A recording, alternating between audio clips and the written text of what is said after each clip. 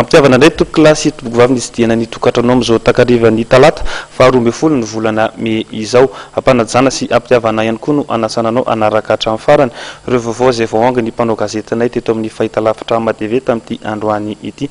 Andeha ary idirantsika avy hatrany andindimba vaovao izay voaray tamin'ity androany ity ka tontolo ny fiainam-pirenena avy hatrany isantarantsika izany.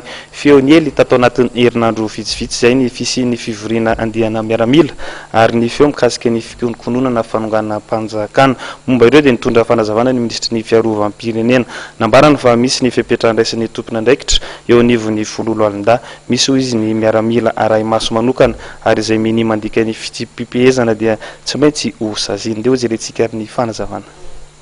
Io mantsy ninina atao tsy maintsy misy ny tsy faly dia misy ny mivory fa mbola tsy azo antoka aloha hatreto hoe andeha hanonga-panjakana sa aninona fa ny olona koa ny indraindray mivory ao anaty fikambanana fa rehefa miaramila moa mivory dia mampatahotra foana na inona ny zavatra ataony.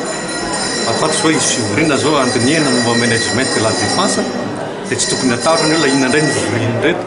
Ny afarana zany le miaramila tsy afaka hihetsika mihitsy andinika ny raha-pirenena fa isaky ny mivory dia manahirana.